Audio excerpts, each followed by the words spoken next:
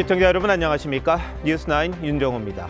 대선이 18일 앞으로 다가왔는데 단일화 잡음 탓인지 국민의힘 내부가 아직도 갈라져 한마음이 되지 못하고 있습니다. 특히 일부 현역 의원들은 김문수 후보 유세에 나타나지 않는 등 전혀 협조하지 않는다는 지적이 잇따르면서 국민의힘이 비상에 들어갔습니다. 내용을 수습하고 지지층을 하나로 모으는 게 급선무인데도 우왕좌왕 손을 놓고 어쩔 줄 몰라 하는 듯한 모습입니다.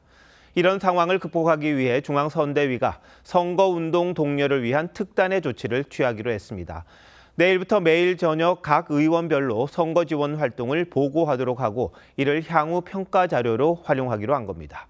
오죽했으면 이런 지시까지 하나 싶은데요. 장윤정 기자가 단독 보도합니다. 판교역 앞 출근길 유세 현장. 지역구 의원인 안철수 공동선대위원장이 김문수 후보 옆에 서서 시민들에게 한 표를 호소합니다. 감사합니다. 최종 결선에 진출한 후보 가운데 공식 선거운동이 시작된 이후 유세 일정에 참여한 경선 후보는 안 의원이 유일합니다. 한동훈 전 대표는 선대위 합류 요청을 거절한 채 당원 가입 운동을 하고 있고 홍준표 전 시장은 탈당한 뒤 하와이로 출국했습니다. 한덕수 전 총리는 선대위원장 제안을 거절한 뒤 잠행 중입니다. 실컷 우리 당에 잘 있다가 하와이 가가지고 우리 안 돕고 앉아있고 누구는 또 졌다고 집구석에 들어앉아있고 이래가 되겠습니까? 단일화 내홍을 겪으면서 일부 현역 의원들 역시 선거 지원에 소극적입니다. 대선 기간인데도 한 의원실은 보좌진 전원에게 휴가를 준 걸로 알려졌습니다. 결국 국민의힘 선거대책위원회는 오늘 오후 각 의원실에 매일 선거운동 현황을 보고하라는 공문을 보냈습니다. 현장 지원부터 SNS 홍보 활동 등을 개량화해 추후 의원 평가 자료로 사용하겠다는 겁니다. 선대위 소속 의원들에겐 비상 총동원령이 내려졌습니다. 선대위 회의를 최소화하고 지역 선거운동에 전념하기로 했습니다. 너무나 절박하기 때문에 제가 상황실을 박차고 오늘 이곳에 왔습니다. 지지 호소에 앞서 내부 결속이 먼저라는 목소리가 커지고 있습니다. TV조선 장윤정입니다. 현역 의원들 가운데는 김문수 후보 캠프, 더 나아가 선대위에 대한 불만을 털어놓는 이들이 적지 않습니다. 김 후보가 윤석열 전 대통령과의 관계를 명확히 정리하지 못하는 데다 선대위 인선과 복당을 둘러싼 잡음까지 일면서 합류 자체를 주저하게 만든다는 주장입니다. 모레 TV 토론 전까지는 윤 전 대통령과의 관계를 정리해달라는 요구도 나왔다는데 이채림 기자가 이어서 보도합니다. 김문수 후보는 오늘 7개 지역을 돌며 집중 유세를 펼쳤지만 일정을 이유로 현안에 대한 질문은 받지 않았습니다. 네, 다음 일정상 어쩔 수 없이 이제 후보님 저희 질문 좀 받아주세요. 후보님 백분 3개만 받아주세요. 3개만. 후보님. 후보님. 어제 윤석열 전 대통령 탈당은 스스로 결정할 문제라고 했는데 김 후보에게 결단을 촉구하는 압박이 이어지자 침묵을 택한 걸로 보입니다. 대통령 파면 결정에 대한 평가도 구설에 올랐습니다. 다양한 의견이 있고 다양한 견해가 공존할 수 있다는 것을 보여주지 못하는 헌법재판소는 매우 위험합니다. 선대위에 윤 전 대통령 변호인 석동현 변호사가 합류하고 대표적 친윤 인사인 장해찬 전 최고위원 등이 복당하면서 당내에선 중도 확장을 포기했냐는 비판도 나왔습니다. 한동훈 전 대표는 모레 첫 TV 토론 전까지 김 후보가 윤 전 대통령 부부와 당의 절연을 결단해야 한다고 요구했습니다. 진정한 통합의 길로 갈 수 있도록 우리 국민의 힘이 아직도 국민의 편이다라는 것을 보여줄 수 있도록 우리가 계엄의 바다 넘을 수 있게 결단을 내려주시길 정말 촉구드립니다. 김용태 비대위원장은 윤 전 대통령의 탈당 문제에 대해 당에서 준비하는 부분이 있으니 당에 맡겨달라며 앞으로 비전을 계속 보여드리겠다고 말했습니다. TV조선 이채리입니다. 국민의힘 당내가 아직 정리되지 않아서 그런 건지 공식 후보 등록 이후 처음 실시된 한국갤럽 여론조사에서 이재명 후보 지지율이 절반을 넘었습니다. 김문수 후보는 20%포인트 이상 뒤졌는데 최종 후보로 결정된 뒤 나타나야 하는 컨벤션 효과를 보지 못한 걸로 보입니다. 특히 보수층 지지율에서도 이상 징후가 드러났습니다. 홍연주 기자가 자세히 설명합니다.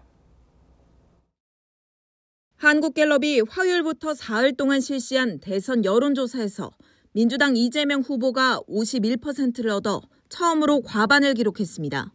국민의힘 김문수 후보는 29%, 개혁신당 이준석 후보는 8%였습니다. 이재명 후보는 60대와 70대 이상을 제외한 모든 연령대에서 김 후보를 앞섰고 지역별로는 대구 경북에서만 김 후보에 밀렸습니다. 여기 대구 맞니까? 진짜 대구 맞아요. 대구가 DB진 것 같습니다.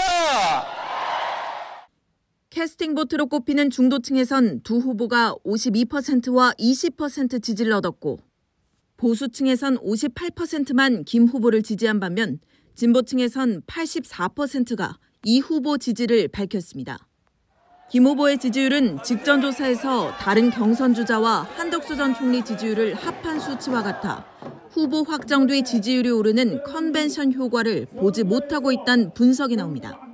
저희들이 같이 손잡고 우리 당원 동지 여러분 그리고 국민 여러분들께 우리 대한민국을 위해서 함께 뭉쳐서 다만 전체 유권자의 15%를 차지하는 무당층에선 이재명 후보 22%, 김문수 후보 11%, 이준석 후보 16%로 나타났고 절반인 50%는 의견을 유보해 향후 세 차례 TV 토론과 여론전 양상에 따른 반전 가능성은 여전히 남아 있습니다. TV조선 홍현주입니다. 민주당 이재명 후보는 이틀째 호남 지역을 돌며 지지층 결집에 주력했습니다. 지지율에서 앞서 있지만 자만해서는 안 된다고 표단 속에도 나섰습니다.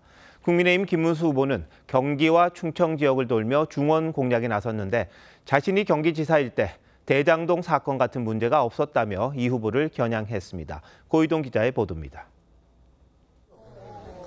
청년 국악인들과 만난 민주당 이재명 후보가 한복을 입고 아리랑 가락에 맞춰 장구를 칩니다. 확실히 흥이 나야 되네. 머리가 아니라 감정으로 옵니다. 전북 지역 유세에선 군사정권의 분할 지배 전략으로 호남 지방이 소외됐다고 주장했고 국민의힘이 5.18 당시 공수부대 지휘관 출신 인사를 영입했다 취소한 사실도 지적했습니다.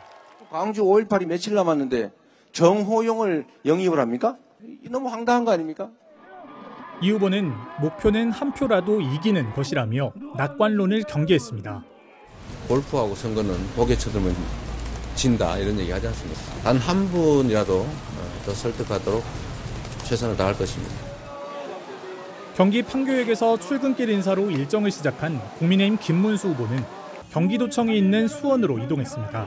수원에 오니까 제 고향에 온 것과 같습니다. 자신이 경기지사 시절 개발한 광교 신도시를 언급하며 대장동 사건을 직격했고 대장동보다 10배 이상 큰 데입니다. 갑자기 죽어버린 의문사한 공무원 한 사람도 없죠? 이 후보 배우자 김혜경 씨의 법인카드 유용 의혹도 겨냥했습니다. 제 아내가 경기도지사 8년을 하는 동안에 아내가 법인카드 썼다는 이야기 들어보셨어요? 충남을 찾은 이준석 후보는 김 후보가 아닌 자신만이 이재명 후보를 견제할 수 있다고 강조했습니다. 김문수로 이재명 후보에 견제를 할 수 없다고 판단한 나이가 있는 전통적 보수층이 합리적인 판단을 할 때입니다. 주말 5.18 45주년 기념식을 앞두고 세 후보 모두 내일 광주를 찾을 계획입니다. TV조선 고이동입니다.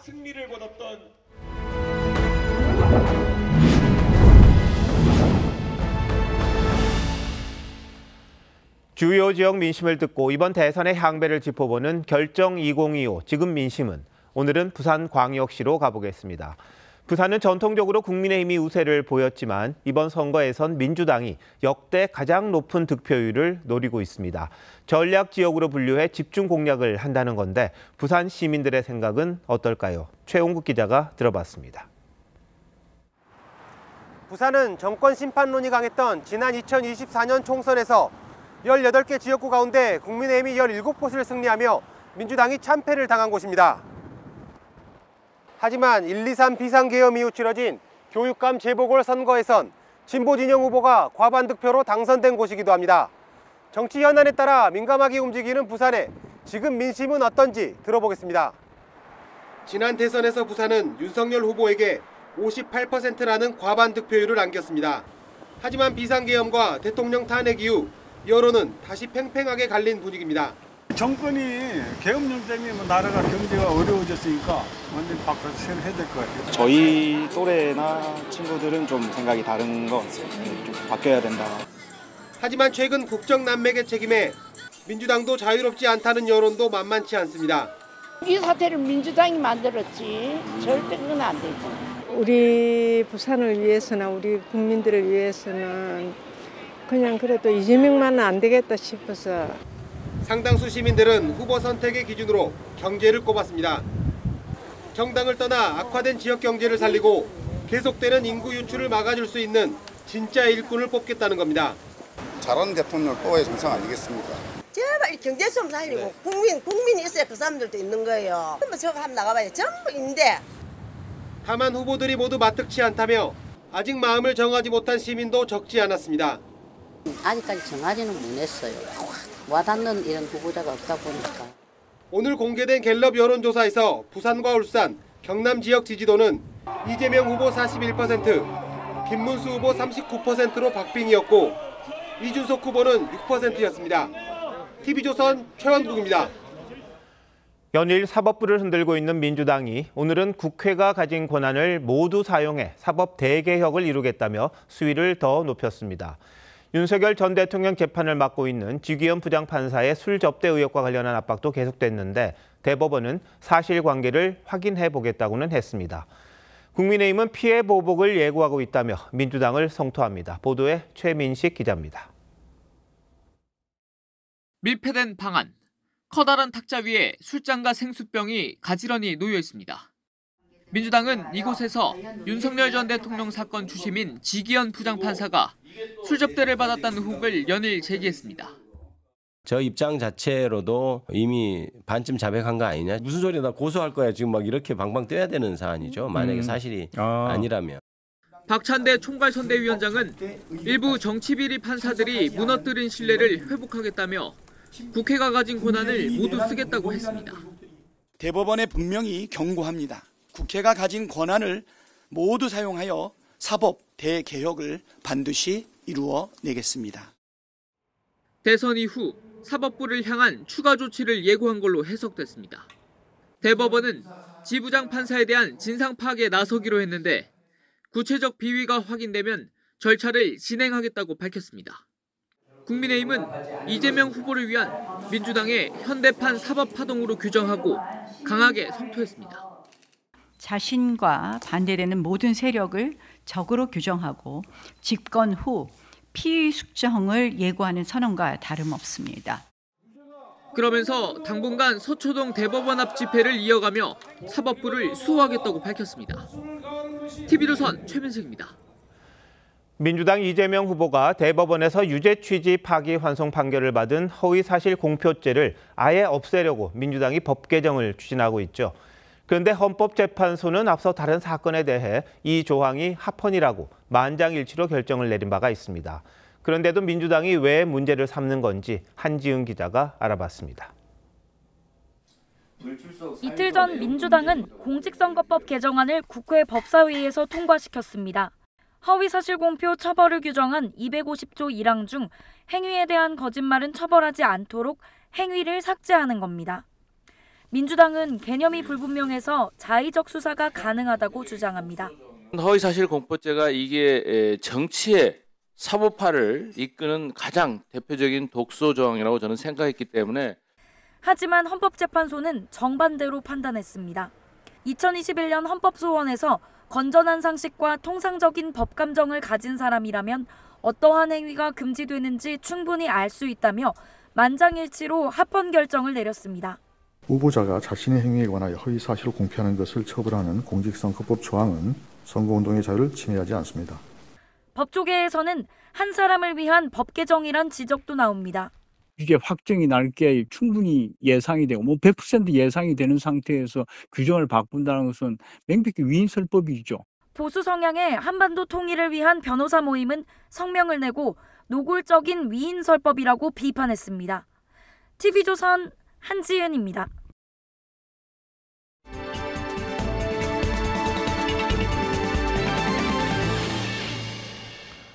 대선 전국을 심층적으로 분석해드리는 대선 설명서 서반장, 김반장 시간입니다. 자, 오늘은 김정우 반장부터 시작해볼까요? 네, 윤 거취 데드라인으로 한번 풀어보겠습니다. 지금 국민의힘이 윤석열 전 대통령 이 탈당 문제로 며칠째 소모적인 논쟁만 벌이고 있는 모양새인 것 같은데 지금 총력 지원 유세를 해도 모자랄 판에 엉뚱한 곳에 지금 에너지를 쓰고 있지 않나 이런 생각이 좀 들어요. 네, 공식 선거운동이 시작된 뒤 일주일 가까이 논란이 지속되고 있습니다. 오늘로 본투표일까지 18일, 그리고 사전투표는 2주밖에 안 남았는데 이러다간 유세가 끝날 때까지 탄핵의 강 타령만 하는 것 아니냐 이런 위기감도 있습니다. 자, 지금 상황을 보면 윤 전 대통령은 후보가 말해라, 맡기겠다 이런 입장이고 후보는 스스로 결정할 문제다 이렇게 이야기를 하잖아요. 한쪽이 결정하면 되는 것 아닙니까? 예, 먼저 윤 전 대통령 입장을 좀 자세히 뜯어보면 탈당은 얼마든 할 수 있다. 다만 그게 선거에 확실히 도움이 된다는 보장이 있냐? 바로 이겁니다. 앞서 여론조사 리포트로도 봤지만 아직 김 후보의 지지율이 보수층과 그리고 영남 지역에서도 이재명 후보를 압도하지 못하는 상황입니다. 전통적인 지지층부터 제대로 결집이 안 되는데 과연 중도 확장이 가능하냐? 이겁니다. 그럼 윤 전 대통령이 자진 탈당하면 김 후보의 지지율이 오히려 떨어질 수도 있다 이런 뜻인가요? 그건 아니고요. 저도 솔직히 좀 이해가 안 되긴 하는데 다만 당내 일각에선 이 탈당 이슈를 먼저 키운 쪽이 한동훈 전 대표와 친한 게인 만큼 윤 전 대통령이 떠밀려서 탈당하는 모양새를 보이면 역효과가 날 수 있다는 시각도 있긴 합니다. 그래서 윤 전 대통령이 원하는 그림이 뭔지 한번 전해 들어보니까 김 후보가 윤 전 대통령에게 연락을 해서 탈당에 대한 입장을 전달하고요. 그리고 그 이유를 지지자 그리고 유권자들에게 충분히 설명을 하는 겁니다. 그리고 윤 전 대통령은 그 결정을 따르면 되는 건데 이걸 못하고 시간만 흘러가니 많이들 답답해하고 있는 겁니다. 근데 하면 되잖아요. 왜 안 하는지 참 궁금합니다. 근데 향후 대선 일정을 감안할 때 이 소모적인 논란에 이것도 데드라인이 있겠죠? 언제입니까? 예, 당내에선 이미 오늘로 데드라인을 넘긴 것 아니냐 이런 시각도 있고요. 또 첫 토론회가 열리는 모레 18일로 시한을 정하는 분위기도 있습니다. 토론회에서 김 후보에게 이 문제에 대한 공세가 이어질 수 있다는 겁니다. 또 다음 주 화요일이면 재외투표가 시작되고요. 9일이 더 지나면 사전투표입니다. 그래서 이슈 자체가 선거에 도움이 되지 않기 때문에 아무리 늦어도 다음 주 초까지 이 문제를 매듭짓지 못하면 2주 남은 선거운동 기간 내내 발목을 잡을 거란 우려의 목소리가 적지 않습니다. 다만 윤 전 대통령도 대선 승리가 의리이자 신이라는 뜻을 전했다는 측면에서 너무 늦지 않게 전격적으로 결정할 가능성도 여전히 열려 있습니다. 네, 우리 정치사에서 대통령의 탈당이란 게 전국의 분기점이 되기도 했습니다만 국민의힘이 어떤 방향이든 빨리 매듭을 지어야 선거를 어떻게 치르든지 할 수 있는 거 아닌가 싶기도 합니다. 자, 서 반장은 뭘 준비했습니까? 네, 제가 준비한 건 누구를 위한 사법개혁입니다. 근데 민주당 박찬대 원내대표 이야기를 들어보면 사법 대개혁을 이야기를 했습니다. 네. 실제로 사법부를 바꾸고 개혁하자는 그런 취지입니까?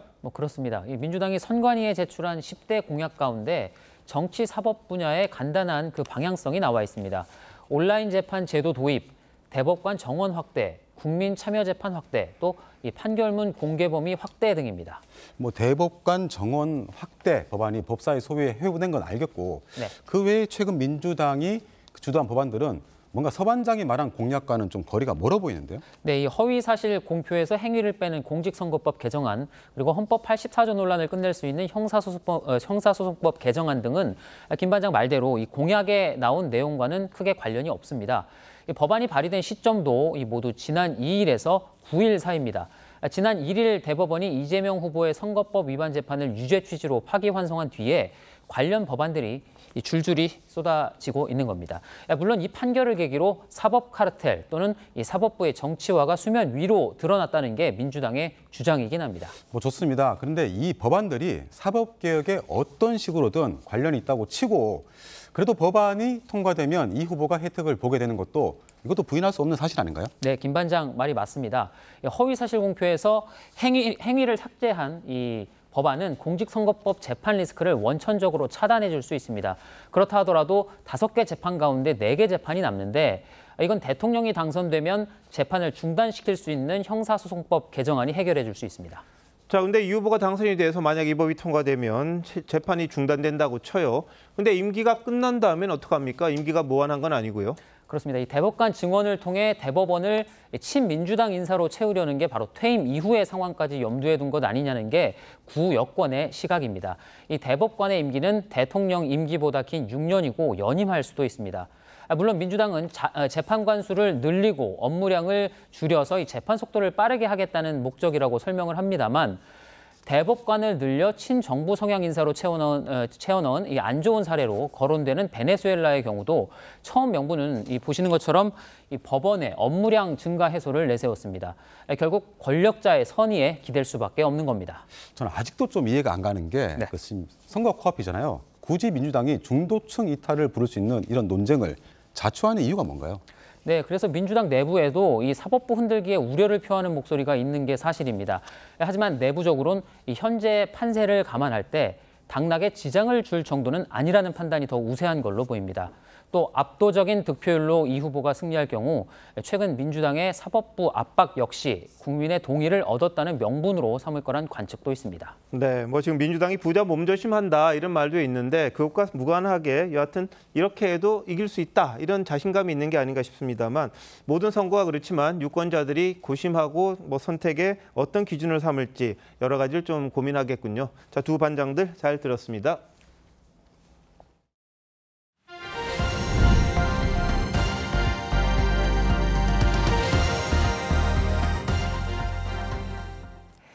대선 후보들은 전국적인 조직과 동원력을 갖춘 노동계 표심을 두고도 치열한 경쟁을 벌이고 있습니다.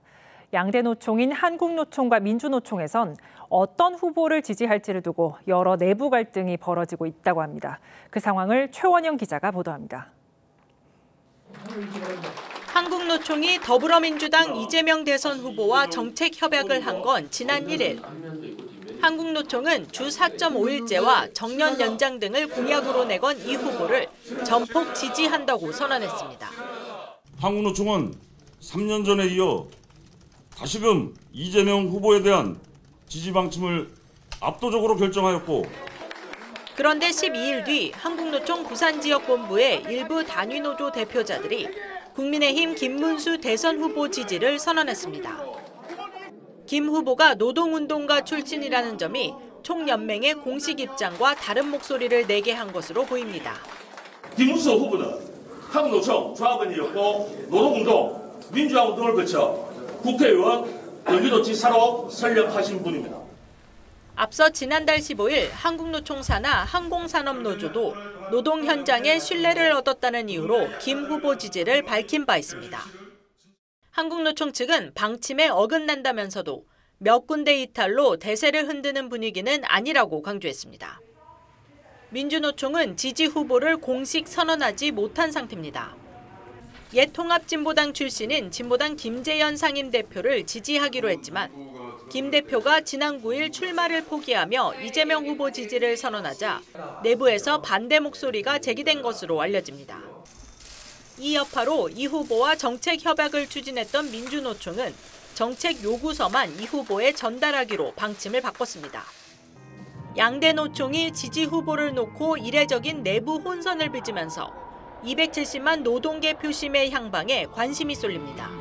TV조선 최원영입니다.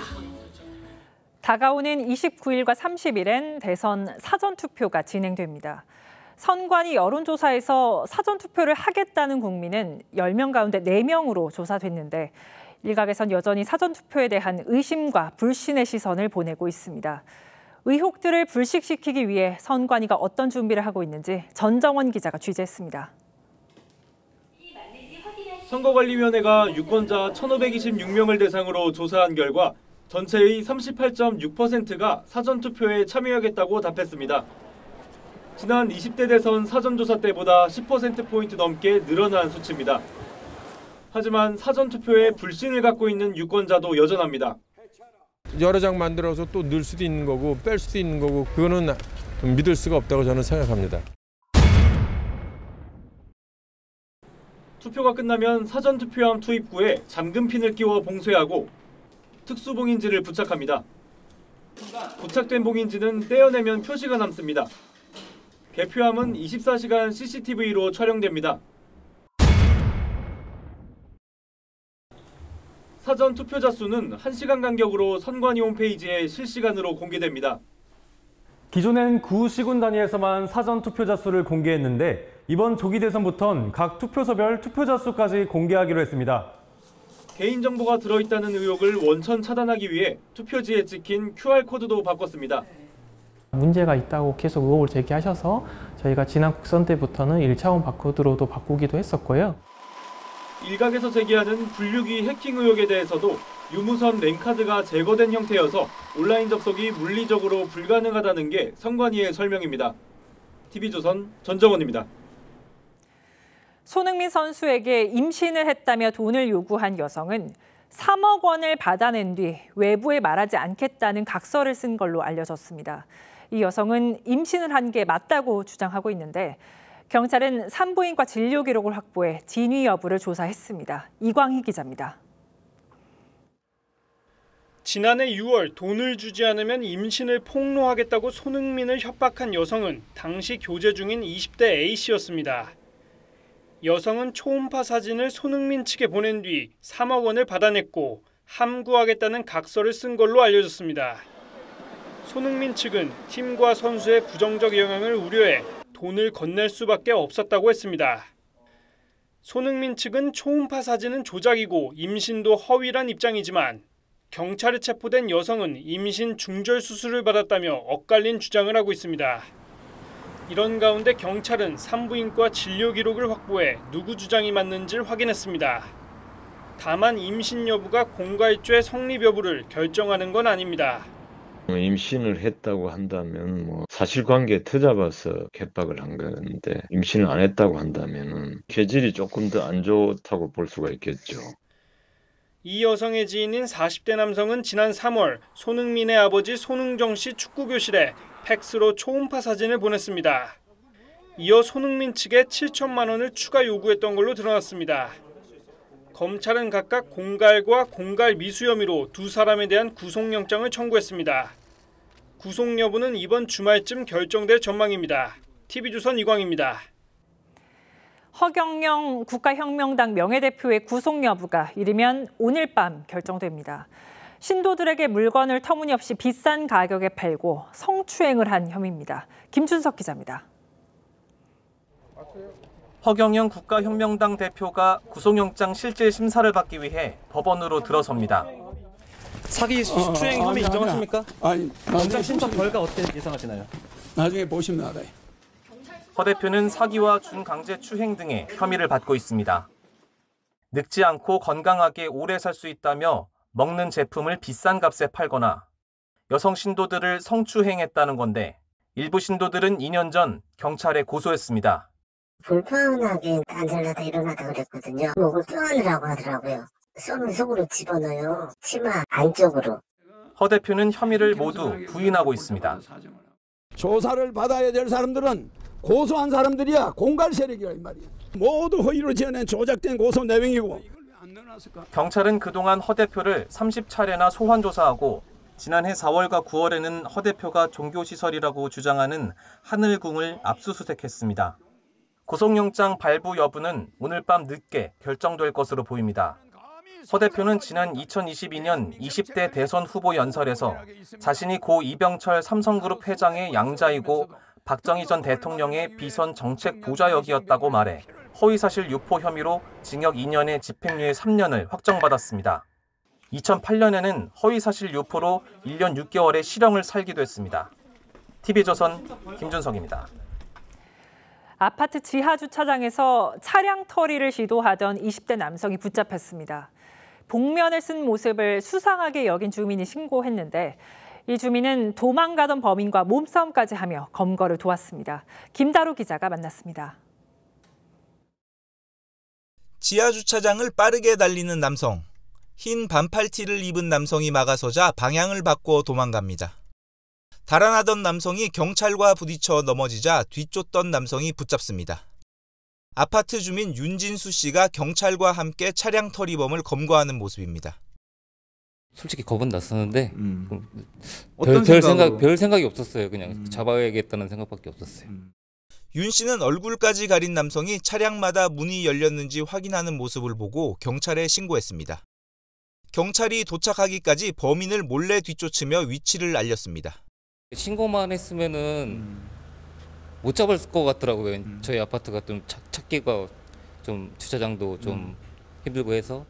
일정한 직업이 없는 것으로 알려진 20대 남성은 생활비를 벌기 위해 차량 터리를 시도했습니다. 하지만 윤 씨의 눈썰미에 딱 걸리면서 범행은 미수에 그쳤습니다. 협업을 잘한 거죠. 출구가 두 군데니까 동시에 진입을 해서 도주로를 이제 완전히 차단하고 합동으로 해서 검거한. 경찰은 검거에 도움을 준 윤 씨에게 표창장과 보상금을 수여하기로 했습니다. TV조선 김다로입니다. 오늘 오후 갑자기 수도권에 강한 비가 내리면서 퇴근길 혼잡이 빚어졌습니다.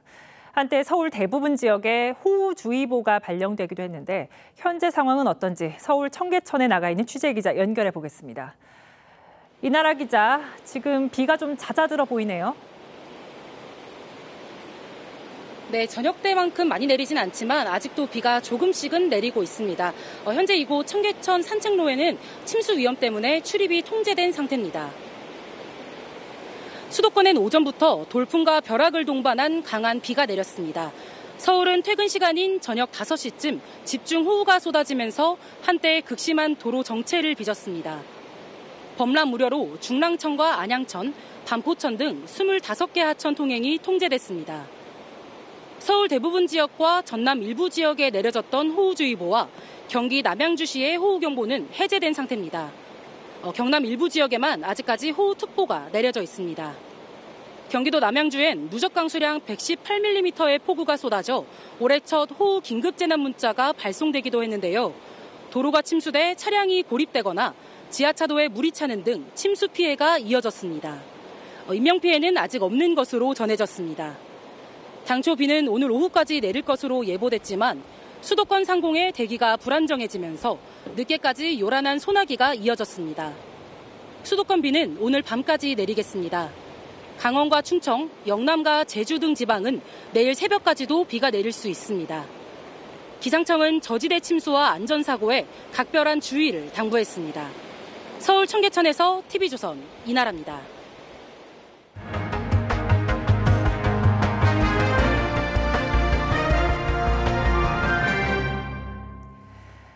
박쥐는 코로나를 비롯해 치명적인 질병의 숙주로 알려져 있습니다. 그동안 야생에서 서식하는 박쥐를 제대로 연구하기 쉽지 않았는데 국내 연구진이 실제 박쥐의 장기를 유사하게 구현하는 데 성공했습니다. 앞으로 새로운 바이러스와 치료제 연구에 큰 도움이 될 걸로 보입니다. 유혜림 기자입니다. 전 세계 700만 명의 목숨을 앗아간 코로나19. 30% 넘는 치명률을 가진 메르스와 에볼라 바이러스는 모두 박쥐를 통해 인간에게 전염됐다는 공통점이 있습니다. 제2의 팬데믹도 박쥐가 유발할 거란 우려가 있지만 박쥐를 직접 연구하기는 쉽지 않습니다. 국내 연구진이 박쥐를 연구할 수 있는 세계 최대 규모 실험 모델을 구축했습니다. 줄기세포를 키워 실제 장기와 비슷한 유사장기, 오가노이드를 만드는 기술을 통해서입니다. 한국 등 동북아시아, 유럽에 서식하는 박쥐 5종의 기도, 폐, 신장, 소장의 오가노이드를 만드는 데 성공했습니다. 그동안 세포주 기반 모델로는 어려웠던 야생 박쥐 유래 신변종 바이러스의 분리, 감염 분석, 약물 반응 평가를 한 번에 통합적으로 수행할 수 있습니다. 새 전염병이 퍼졌을 때 효과적인 약제를 빨리 찾을 수 있도록 오가노이드 세포를 평평하게 배양하는 방법도 개발했습니다. 스크리닝이 어려웠던 거를 굉장히 빠르게 더 쉽고 할 수 있게 약제 선별하는 데도 충분히 활용이 가능하다는 것을 확인할 수 있었습니다. 국제학술지 사이언스에 실린 이번 실험 모델은 전 세계 팬데믹 대응 체계 구축에 활용될 전망입니다. TV조선 유혜림입니다. 우리 음식이 세계적인 인기를 끌고 있는 가운데 우리 소비자는 물론 해외 소비자들도 자기 지역에서 나는 재료를 활용해서 색다르게 조리하는 트렌드가 생겼습니다. 식품 회사들도 이런 아이디어를 신제품 개발에 적극 활용하고 있습니다. 윤우리 기자입니다. 한국 라면 회사가 새롭게 내놓은 파스타 라면. 일본에 출시한 지 2주 만에 100만 개가 모두 판매됐습니다. 한국을 대표하는 매운라면에 우유와 치즈, 새우 등을 넣어 만든 조리법이 SNS에서 인기를 끌자 아예 완제품으로 만든 겁니다. 투움바 파스타를 해보겠습니다, 오늘. 라면을 맞추는 거죠. 소비자가 자신만의 조리법으로 새로운 맛을 창조한 이른바 모디슈머 제품입니다. 인터넷 등을 통해 아름아름 전수되던 개성 있는 조리법이 정식 제품으로 재탄생하기 시작한 건 2019년 무렵부터입니다. 짜장라면과 일반 라면을 섞은 조리법이 영화에 등장해 화제를 모으자 식품 회사가 제품으로 출시했습니다. 전화 끊고 바로 물부터 올리세요. 파이팅! 짜파구리가 뭐야? 이후 소비자들이 내놓은 다양한 조리법을 식품 회사들이 적극적으로 수용하고 있습니다. And plenty of mozzarella cheese. 아이스티에 에스프레소 샷을 더한 아샤추도 소비자들의 아이디어로 탄생해 2년 사이 500만 잔이 팔렸습니다. 기업은 모디슈머를 통해서 안정적인 수요 예측이 가능하고 소비자들의 자발적인 마케팅 활동이 이루어진다는 장점이 있습니다. K푸드 인기로 전 세계 소비자들이 다양한 재료를 더한 참신한 조리법을 선보이고 있어 모디슈머의 영향력은 더욱 커질 전망입니다. TV조선 윤우리입니다. 그리고 1분. 민주당 이재명 후보가 부산 지역 공약으로 언급한 국내 최대 해운사 HMM의 부산 이전 문제가 논란입니다. 민간 기업의 중대한 경영 관련 사안을 유력 대선 후보가 공약으로 내세우는 건 그 자체로 압박이 될 수 있다는 건데요. HMM 측은 부산 이전과 관련해 어떠한 사전 협의도 없었다고 합니다. 황정민 기자가 취재했습니다. 이재명 후보가 해운사 이전 문제를 꺼낸 건 이틀 전 부산 지역 집중 유세에서입니다. 이 회사를 옮기는데 가장 큰 장애 요인은 그 회사에 근무하는 직원들이에요. 일단 그 직원들이 동의했다고 합니다. 북극 항로 시대에 대비해 해수부와 함께 여러 해운사들을 부산으로 옮기겠다는 구상을 밝힌 겁니다. 특히 국내 최대 규모 해운사인 HMM은 정부 출자 지분이 70%가 넘어 마음만 먹으면 가능하다며 협약식 체결 퍼포먼스까지 했습니다. 민주당은 SK해운과 H라인 해운 등 다른 해운사의 본사 이전도 추진 중인 걸로 알려졌습니다. 하지만 HMM 측은 민주당과 사전 협의를 한 적이 없다는 입장입니다. HMM 관계자는 이 후보 발언 이후 직원들 동요가 많았다며 양대 노조 모두 민주당과 논의한 바 없다는 입장이라고 전했습니다. 실제로 HMM 육상노조와 해상노조는 이전과 관련해 논의된 바 없다는 메일을 직원들에게 발송했습니다. 부산이 지역구인 국민의힘 박수영 의원은 민간 기업을 정부가 마음대로 옮기겠다는 발상이 시대착오적이란 글을 SNS에 올렸습니다. 이에 대해 역시 부산이 지역구인 민주당 전재수 의원은 직접 효과가 큰 해양 산업을 이해하지 못했거나 다가올 물류혁명을 무시하는 거라면서도 HMM 측 우려를 충분히 듣고 함께 논의해 나갈 거라고 말했습니다. TV조선 황정민입니다. 보신 것처럼 대선 후보들이 너나 없이 부산을 경제도시로 만들겠다고 공약하면서 민간 기업 본사의 이전까지 거론되고 있습니다. 현실적으로 가능한지 김주영 기자와 따져보겠습니다. 김 기자, 후보들이 모두 부산에 기업을 유치하겠다고 공약을 한 겁니까? 네, 주요 후보들 모두 부산에 기업을 이전시키겠다는 공약을 내걸었는데 접근 방식이 달랐습니다. 이재명 후보는 산업은행을 부산으로 옮기는 건 현실적으로 어렵다면서 대신 해양수산부와 해운사인 HMM을 부산으로 이전하겠다고 공약했습니다. 반대로 김문수 후보는 대통령이 되면 국회에 첫 번째로 산업은행 이전을 요구하겠다면서 사는 이전을 강행하겠다고 밝혔습니다. 자, 근데 산업은행은 선거 때마다 부산으로 옮기겠다 이렇게 공약을 했던 것 같은데요. 네, 산업은행이 부산으로 이전하기 위해선 본점 소재지를 서울로 규정해 놓은 관련 법을 고쳐야 됩니다. 윤석열 전 대통령도 산업은행 이전을 공약으로 걸었고 국토교통부가 지난해 5월엔 이전하겠다고 고시를 하기도 했는데 국회에서 막혔습니다. 21대 국회부터 관련 법안이 5번에 걸쳐서 발의는 됐지만 여야 입장차가 좁혀지지 않으면서 번번이 무산됐습니다. 노조 반발이 거셌고 사는 측이 의뢰한 연구 용역에서는 부산으로 이전하면 6조 원 넘는 손실이 난다는 분석도 나오면서 해법을 찾지 못했습니다. 자, 그러자 아마 이재명 후보가 사는 대신에 HMM 본사를 부산으로 옮기겠다 이렇게 이야기를 했는데 HMM은 민간 기업 아닌가요? 민간 기업을 마음대로 옮길 수가 있습니까? 네, 민간 기업이 맞습니다. 다만 HMM의 지분 구조상 정부의 입김이 상당히 큰 회사입니다. HMM은 2010년대 해운업 불황으로 경영 위기를 겪으면서 산업은행 등 채권단의 관리를 받았고요. 현재 산업은행과 해양진흥공사, 국민연금 등 정부기관이 지분 76%를 보유한 상황입니다. HMM 본사 이전은 현대상선 시절부터 서병수 당시 부산시장이 적극적으로 추진했었고요. 2021년에는 부산시장 선거에 출마한 김영춘 전 해수부 장관이 지난 대선에서는 이재명 당시 후보가 공약으로 내걸었습니다. 네, 지금 보니까 정부 지분이 참 많긴 한데 아무리 정부 지분이 많더라도 민간 기업은 민간 기업이잖아요. 이걸 마음대로 이전해도 되는 건지요? 네, 민주당은 부산 이전에 필요한 재원을 HMM의 사내 유보금 등으로 마련한다는 계획인데요. 이 사내 유보금은 미래 경쟁력을 위해 유보해놨다가 필요시에 써야 되는 금액인데 이걸 지방 이전에 쓰겠다는 걸 주주들에게 설득할 수 있을지가 관건입니다. 또 현재 산업은행 등 정부 채권단은 몇 년째 HMM에 들어간 수조 원의 공적 자금을 회수하기 위해서 민간에 지분을 팔려고 시도하고 있는데요. 이런 상황에서 정부 입김에 의해서 본사를 이전하는 건 번번이 무산되어 온 매각을 더 어렵게 한다는 지적도 나옵니다. 70% 넘는 공적 자금이 들어갔다는 것은 이것을 어떻게 앞으로 해결할 것이냐, 이것이 회수가 될 것이냐 아니면 그냥 준공기업으로 남는 것이냐, 본질적인 문제가 얘기가 되고 나서 로케이션에 대한 얘기가 나와야 되는 거죠. 네, 지역 발전도 좋습니다. 근데 미래의 가능성 내지는 현실성을 보고 기업의 이전을 이야기해야 되는 게 아닌가 싶기도 하네요. 김 기자, 잘 들었습니다.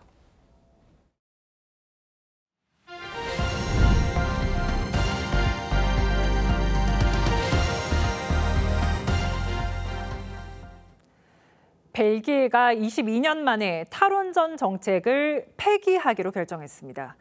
재생에너지 강국으로 꼽히는 덴마크도 40년 만에 탈원전 정책 재검토에 들어갔습니다.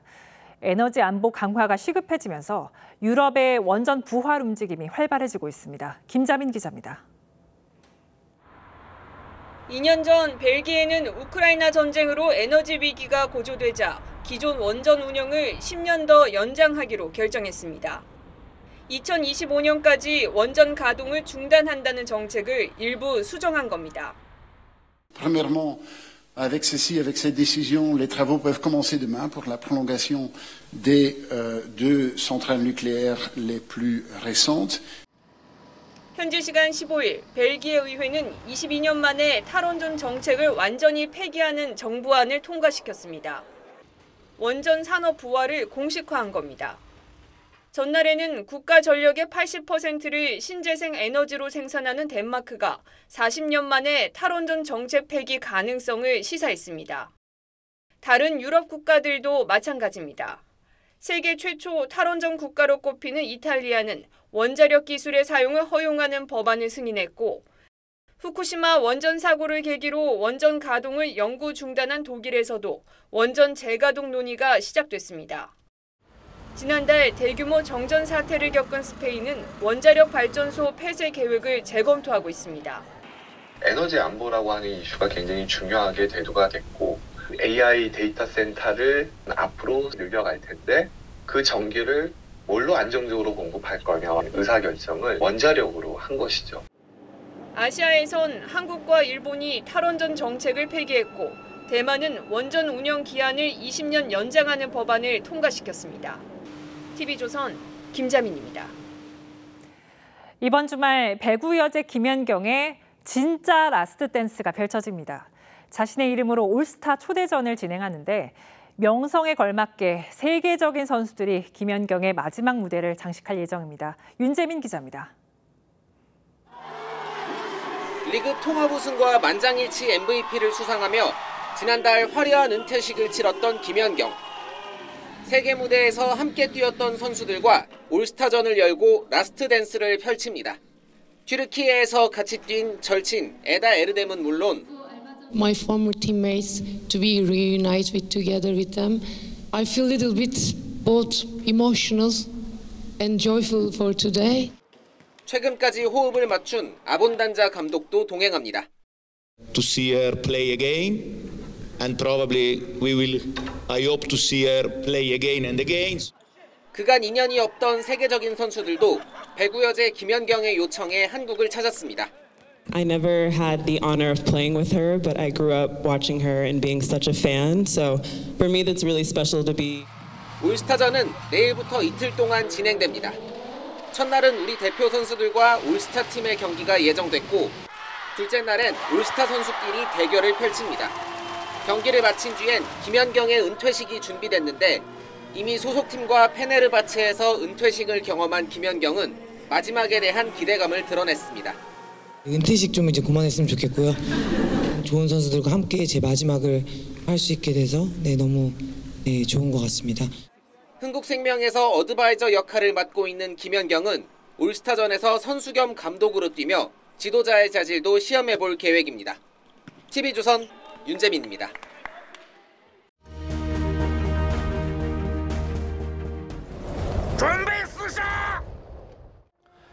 천하를 놓고 다툰 해하 전투에서 한나라 군대가 초나라 군대를 포위했습니다. 초군의 사기를 떨어뜨리기 위해 한군은 사방에서 초나라 노래를 부릅니다. 이른바 사면초가. 매우 곤란한 상황을 뜻하죠. 국민의힘이 그 지경입니다. 이순신 장군은 혼자 대장선을 몰고 133척의 왜군에 맞서 처절하게 싸웁니다. 지금의 우리 당 김문수 후보의 모습이 바로 그렇게 고독해 보입니다. 안철수 의원이 당내 화합을 외치지만 한 지붕 여러 가족입니다.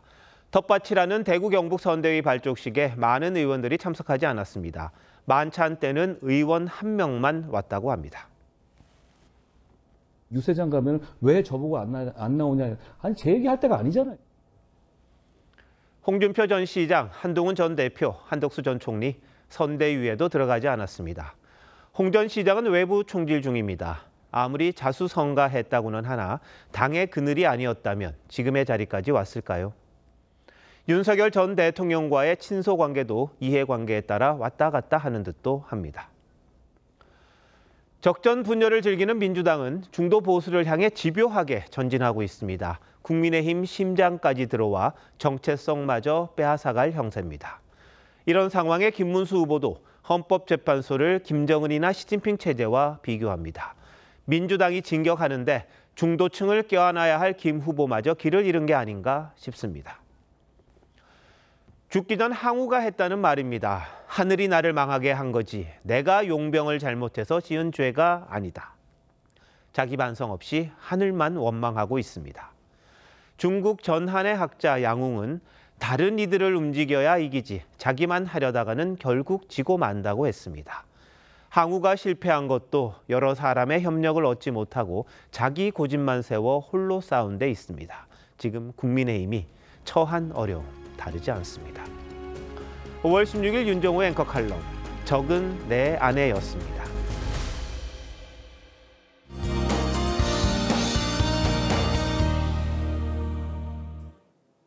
곳곳에서 강한 비가 쏟아지고 있습니다. 수도권과 남부 곳곳으로는 호우주의보가, 경기로는 호우경보가 내려져 있는데요.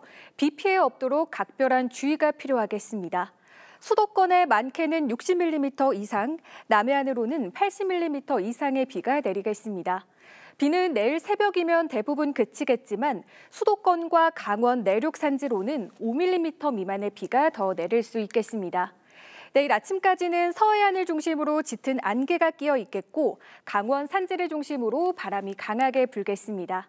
내일 아침 기온 서울과 강릉이 16도로 출발하면서 오늘과 비슷하겠고 내일 한낮에는 서울이 25도, 대구가 29도로 습도가 높아 후텁지근하게 느껴질 수 있겠습니다.